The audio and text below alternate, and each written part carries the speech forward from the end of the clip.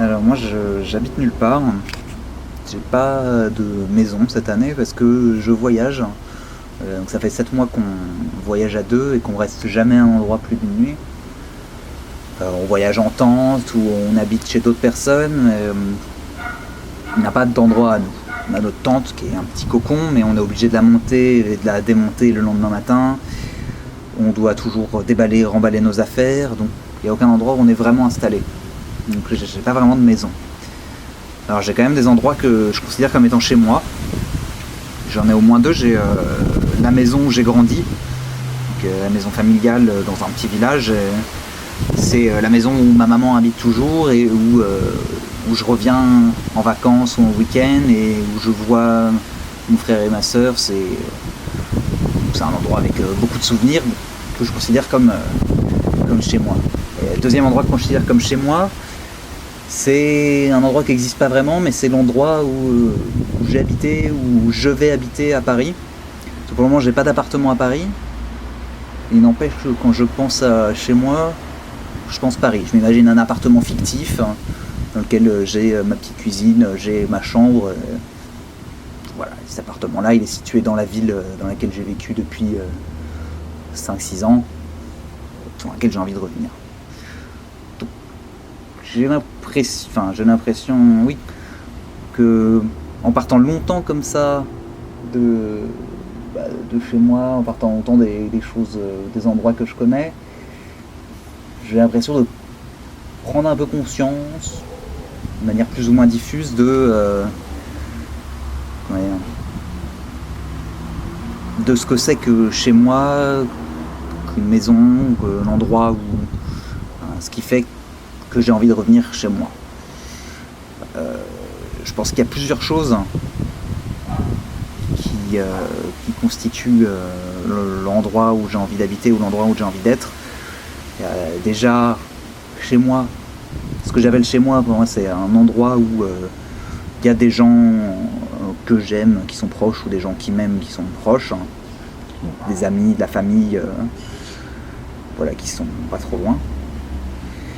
Et plus que ça, plus important que ça, un endroit que j'appellerais chez moi, je pense que c'est un endroit qui serait un endroit stable ou un endroit sûr, entre guillemets, donc par opposition à ce que j'ai cette année. C'est-à-dire là, je suis obligé de me déplacer à peu près tous les 2 jours et de changer d'endroit. Il y a pas d'endroit stable, de point fixe ou d'endroit qui ne changerait pas. Un truc qui me manque beaucoup, c'est le fait d'avoir une cuisine à moi, ou d'avoir un frigo ou un endroit où je puisse garder de la nourriture à une échelle un peu plus grande qu'un jour, ou un endroit où je puisse cuisiner des trucs un peu plus subtils que des pâtes à la sauce tomate. C'est quelque chose qui me manque un peu. C'est un endroit où, je sais pas, où j'aurais ma routine, où il y aurait des magasins à côté que je connais. Voilà. Pour moi, ce qui constitue chez moi, c'est avant tout un endroit, voilà, un point fixe, quelque chose de stable, quelque chose de rassurant, quelque chose aussi où on est libre de pouvoir faire à peu près ce qu'on veut, sans avoir de jugement de la part des gens autour, parce que cette année on est resté à des endroits plus qu'un jour. On est resté à certains endroits pendant 10 jours, mais c'était chez d'autres personnes, alors on se sent pas vraiment chez soi, on se sent pas libre de faire tout ce qu'on a envie de faire. Je peux pas passer ma journée au lit sans me sentir jugé par quelqu'un d'autre. Voilà. Alors, donc ça c'est les aspects des chez moi qui me manquent. Alors de temps en temps on se recrée des endroits dans lesquels on se sent chez nous. Par exemple, des fois on rencontre des gens avec qui on se sent particulièrement bien, on a l'impression d'être dans une autre famille à l'étranger. Quand c'est comme ça, on se sent un peu chez nous.